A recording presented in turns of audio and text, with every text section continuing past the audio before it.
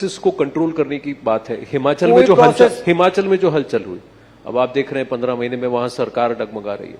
वहां भी कहीं ना कहीं दोष बीजेपी को दिया जा रहा है कि भाई हमें नहीं चुना तो तुम्हारी सरकार भी नहीं चलने देंगे। घर आपसे न संभल पाए, आरोप पर हम पे लगाए। पिछले 9 महीनों से उनके विधायक एक के बाद दूसरा आरोप लगाता था कि मुख्यमंत्री सुनता नहीं है, जो वायदे किए वो पूरे होते नहीं हैं, उनके काम अपनी सरकार में होते नहीं थे, सरकार में अहंकार घमंड पूरा भरा हुआ था। और ये सरकार बनने के पहले दिन मुख्यमंत्री ने कहा कि हमने 97% हिंदू जहां रहते हैं हिंदुओं को हराकर ये सरकार बनाई है। ये घमंड और अहंकार था। फिर जो वायदे किए थे कि 1500 रुपए नारी शक्ति को देंगे, वो 1500 रुपया महीना नहीं दिया। 15 महीने बीत गए। वो 24 लाख महिलाएं प्रदेश की पूछती कि 1500 रुपया महीना कहां है। 5 लाख युवाओं को कहा था सरकारी नौकरी देंगे, नहीं दी। वो पूछते हैं सरकारी नौकरी कहां है।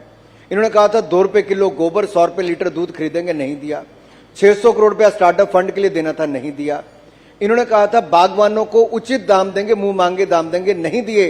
यहां तक कि सेब और फल और उनको नदी और नालों में बहाने की नौबत आ गई। अब ये सरकार का दुखड़ा और रोना, ये दुख भरी दास्तान मैं आपको क्या सुनाऊं। ये सुख की सरकार नहीं, ये दुख भरी दास्तान थी इनकी। पर आपने कहा कि कांग्रेस ने कोई वादे पूरे नहीं किए, लेकिन जनता ने वोट तो कांग्रेस को दिया, बीजेपी को नहीं दिया था। 6 विधायक गए हैं।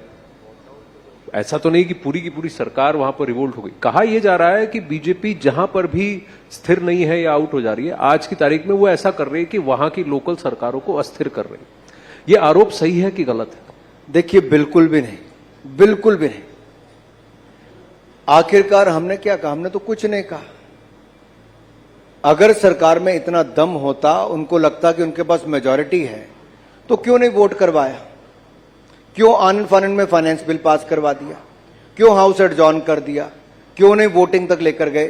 कांग्रेस को उस समय भी लगता था कि उनकी सरकार अल्पमत में आ गई है, अपना चेहरा बचाने के लिए किया है। और स्पीकर ने जिस तरह से उनको सस्पेंड किया, वो अपने आप में एक प्रश्न चिन्ह उसके ऊपर खड़ा करता है। लेकिन अब जनता के बीच में जाएंगे, 6 की 6 सीटें वो भी जीतेंगे और लोकसभा की सीटें जीतकर भी, हमने पहले भी 4 की 4 जिताई थी, अब की बार फिर 4 की 4 हिमाचल से भी जिताएंगे और देश में 400 पार करके भी दिखाएंगे।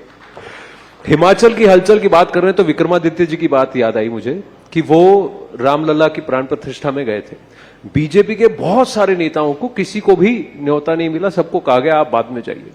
जिनको न्योता मिला, आधे से ज्यादा ने जाने से मना कर दिया राजनीतिक पार्टियों में से। विक्रमादित्य जी वहां गए, वैसे ही हलचल शुरू हो गई कि हिमाचल में कुछ होने वाला है। ऐसा क्यों है? क्या कोई बीजेपी में ना होकर राम मंदिर की प्राण प्रतिष्ठा में नहीं जा सकता था? इस पे मुझे लगता है जितनी राजनीति जितने हल्के स्तर तक लोगों ने की है, वो बहुत दुर्भाग्यपूर्ण है। मुझे लगता नहीं दुनिया का कोई ऐसा देश होगा जहां पर जो बहुसंख्यक होंगे उनको 500 वर्ष तक अपने ही देश में इंतजार करना पड़ा हो।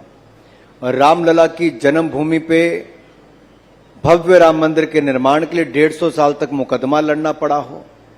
लेकिन हमने इंतजार भी किया, मुकदमे भी लड़े और जो कहा था वो करके भी दिखाया। रामलला की जन्मभूमि पे भव्य राम मंदिर